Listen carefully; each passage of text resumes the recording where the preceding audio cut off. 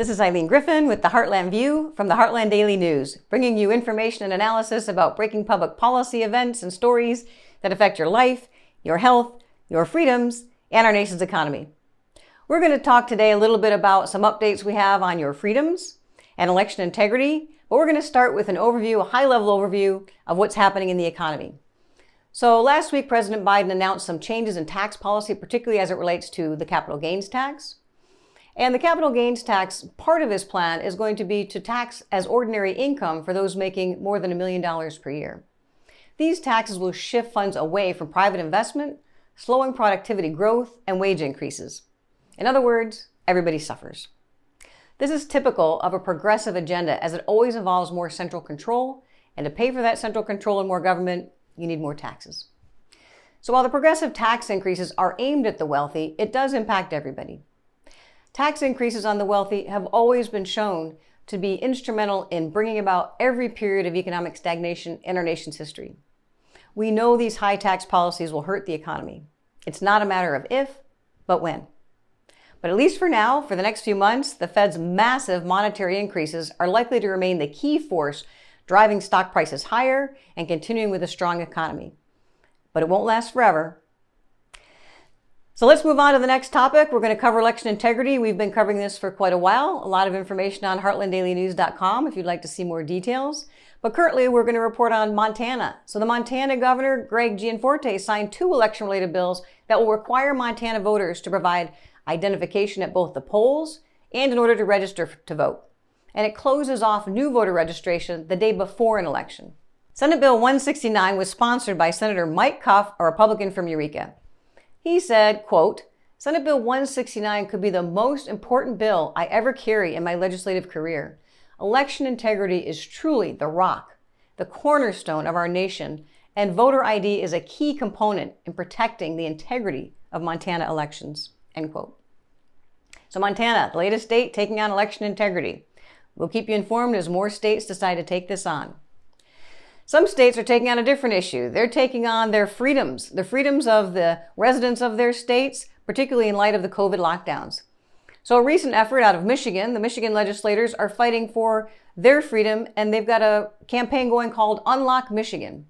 So this Unlock Michigan is on track with enough valid signatures to advance and could end up revoking the 1945 law that's allowed Governor Whitmer to have authoritarian control over that state during the pandemic.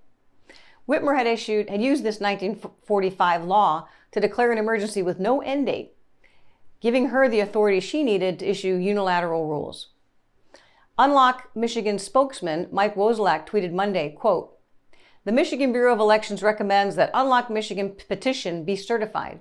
With over 460,000 valid signatures, it's not even a close call."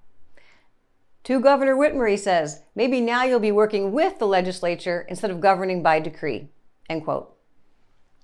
Similarly, Pennsylvania is taking this on as well. So there's Republican legislators in Pennsylvania are seeking to limit the governor's emergency powers in that state. They've said this week the state's improving vaccine rollout shows why Governor Tom Wolf's unilateral decision-making on pandemic restrictions failed, urging voters to instead approve constitutional changes that prevent the situation from ever repeating itself. Wolf has renewed the state's 90-day disaster 4 times since the first cases of COVID-19. The May 18th primary ballot will include 2 questions that would change the way the state handles its 90-day disaster declarations. The referendums, if approved, would require legislative approval for any emergency extending beyond 21 days. These efforts bring state legislators into the discussions as opposed to allowing authoritarian governors to make unilateral decisions. So these efforts reflect good news for freedom-loving Americans. Now we're going to switch gears a little bit and talk about employment and the economy and what's happening in our employment scenarios. So we're hearing from bars and restaurants. We have a report out of Ohio that's telling us they're having trouble finding employees. It's happening in other parts of the country as well. Since unemployment benefits increased and stimulus checks have continued, employment has become less attractive in some cases than employment. Some people have found they just make more money on unemployment than they do working. So employers are reporting they're frustrated in trying to fill open positions, even as they increase benefits and try to find ways to attract and retain employees. While many employers are struggling and searching for new employees, more creative employment arrangements might also help fill these unfilled positions. Ethan Yang of the American Institute for Economic Research proposes a broad look at employment laws in a post-pandemic world. Employers learn that many people can work quite effectively from home. Hours have already become almost meaningless as people are juggling their work and their home, taking care of children who are in school remotely. All these things are happening while they're working from home. Can that basically indicate there's other ways to look at working and working arrangements? Yang says one of the big takeaways from all of this that happened during the COVID lockdowns is that many rules are not only unnecessary, but counterproductive. Many rules and regulations that govern employment law were put in place by well-connected political interests to keep out competition. And other laws, well, they're just antiquated. They were put in place in the industrial age and haven't really changed much since, certainly haven't adapted to a digital environment. So one of the potentially most beneficial things that could come out of the COVID lockdowns could be some regulatory reform on those laws that govern employment and labor. Government regulations tend to stifle growth. And this is a time we need innovation, we need growth, we need entrepreneurship. Yang said the government should set some basic rules, but a comprehensive one-size-fits-all framework from Washington, D.C. or state capitals is just not conducive to a competitive and dynamic labor market. It actually makes it more difficult to hire employees, especially for small companies or innovative firms that don't fit the traditional mold. Reliance on small business and entrepreneurship has always been a key factor in economic growth. Now, as we emerge from a year of lockdowns, new business can emerge. The concept of creative destruction, popularized by economist Joseph Schumpeter in the 1940s, described how new, innovative businesses often replace displaced, older, less efficient ones, buoying long-term prosperity. Sadly, some businesses will not come back after the lockdowns. But this doesn't mean that businesses can't thrive and grow in a new environment. Government should reduce the regulatory burden and free the creative spirit of those next-generation entrepreneurs. Economist Stephen Moore said the growth of new business reflects the vitality of a free enterprise system. In order for entrepreneurs to thrive, they need flexibility and freedom.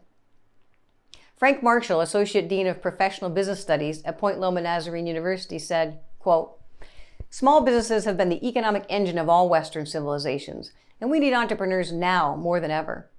Entrepreneurship is job creation as well as wealth creation. Entrepreneurship will always be the way to create solutions to existing problems. A definition of entrepreneurship is to find a niche and exploit it. And there is no better time than now to exploit a niche. There is no better time to execute on an idea that will create jobs, allowing our economic engines to roar." End quote. Now, with the optimistic visions of economic engines roaring, I'll conclude this week's segment and tell you again that if you'd like to see more details on these stories as well as many others, please go to our website, heartlanddailynews.com. If you like the information we're providing, please share it with friends, like us on social media. And if you'd like to look at the organization providing this information, please go to the website, heartland.org. Thank you for listening. Thank you for your time. Have a great week.